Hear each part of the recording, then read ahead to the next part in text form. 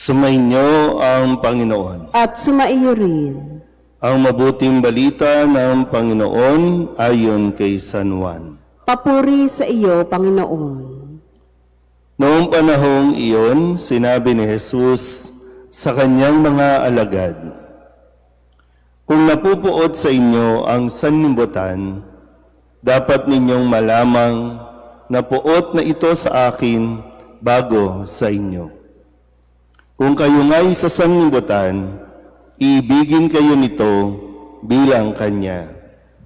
Ngunit yamang hindi kayo sa sanlibutan, kundi pinili ko kayo mula rito, ito'y napupuot sa inyo. Alalahanin ninyo ang sinabi ko sa inyo, walang aliping higit kaysa Kanyang Panginoon. Kung ako'y inusig nila, uusigin din nila kayo. Kung tinupad nila ang aking salita, tutuparin din nila ang salita ninyo. Ngunit ang lahat ng ito'y gagawin nila sa inyo dahil sa akin, sapagkat hindi nila nakilala ang nagsugo sa akin." Ang mabuting balita ng Panginoon. Pinupuri ka namin, Panginoong Heso Kristo. Isang magandang umaga po sa inyong lahat. Ngayon po ay Sabado sa ikalimang linggo ng Pasko ng Pagkabuhay at muli nasa ating piling ang relic o bahagi ni Saint Charbel kung saan tayo po ay humihingi ng tulong sa Kanya o sa Panginoon na tayo po at lalo tigit ang mga may karamdaman ay mapanumbalik sa kanilang sigla at lakas at makapagpatuloy sa kanilang misyon sa paglilingkod sa ating Panginoon. At bilang pagtatapos sa linggong ito, atin pong balikan at alalahanin ang mga salitang nagdudulot ng kaligayahan sa atin, kukumpleto ng ating kaligayahan. Noong Lunes, ang sabi ni Jesus, "Ang tumatanggap sa mga utos ko at tumutupad nito, ang siyang umiibig sa akin." Muli, lagi natin naririnig ang tungkol sa pag-ibig.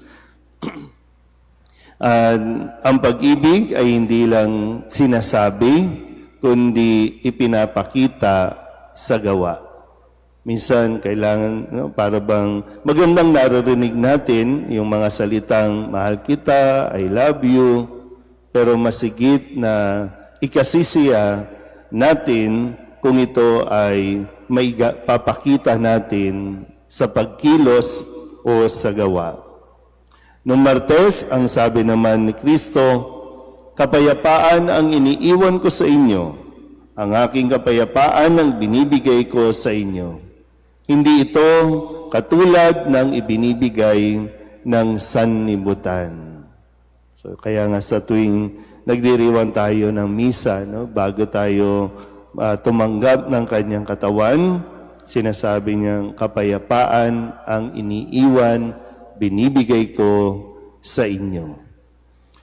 Noong Miyerkules, ang paanyaya ni Kristo, "Ang nananatili sa akin at ako sa Kanya, ang siyang namumunga ng sagana, sapagkat wala kayong magagawa kung kayo'y hiwalay sa akin." Kaya nga yung kapasidad natin, di ba? Isang grasya na hihilingin natin sa Diyos na tayo po ay manatili sa piling ni Kristo kahit na may nararanasan tayong mga pagsubok, kahit na mayroon tayong karamdaman, nagkakasakit. Madalas, hindi natin gustong magkasakit, hindi natin gustong magka-cancer o kung ano man, pero bahagi yan na nawa ay manatili pa rin tayo sa piling ng Diyos. Noong Huwebes, sinabi sa atin, "Sinasabi ko sa inyo ang mga bagay na ito upang makahati kayo sa kagalakan ko at malubos ang inyong kagalakan." So, kagalakan ng isang tao ang siya ay magmahal sa Diyos. Mahal tayo ng Diyos, pero ang tao ang kailangan pa rin pumili na mahalin at ibigin niya ang Diyos. Pag ginawa natin yon, kagalakan, complete joy ang atin pong mararanasan. Kahapon, Biyernes, muli ang pinakamahalagang utos ay binibigay sa atin, mag-ibigan kayo gaya ng pag-ibig ko sa inyo. So, ang pamantayan ng ating pag-ibig, paano ba nagmahal si Kristo? Kasi ang pag-ibig na ibinigay ni Kristo at patuloy na ipinibigay sa atin ay kung paano niya itong naranasan sa kanyang Ama. So, lagi tayong titingin sa pag-ibig ni Kristo para matuto tayo talaga na paano magmahal. At ngayon, sabi ni Kristo, kung napuot sa akin o sa inyo ang sanlibutan, dapat ninyong malamang napuot na ito sa akin bago pa sa inyo. May mga pagkakataon na nasasabi natin, bakit gano'n nagsisimba naman ako? Bakit gano'n? Naglilingkod lang naman ako, pero may umaaway, may mga basher, maninira sa'yo. Lahat yan, bahagi ng mararanasan natin sa pagsunod kay Kristo. Pero hindi naman ito ikinaila ni Kristo.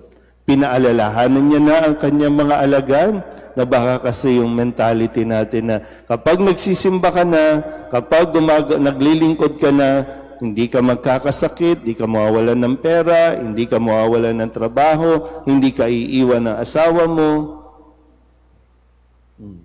Sinabi na ito ni Kristo para nang sa ganon, kung magdidesisyon ka na sumunod kay Kristo, kung magdidesisyon ka na ibigin ang Diyos, bahagi ng karanasan na ating pong pagdadaanan, yung mapupuot ang mundo sa atin.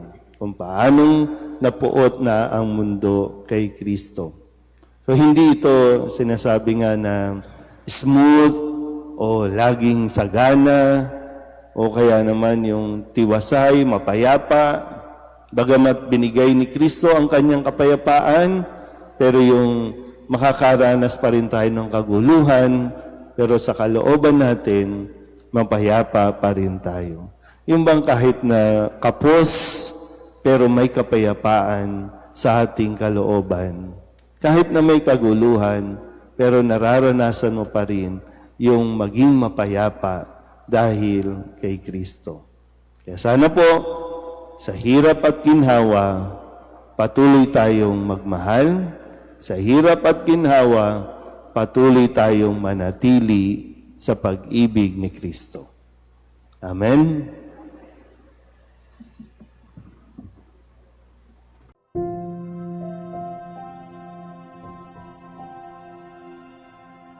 Thank you.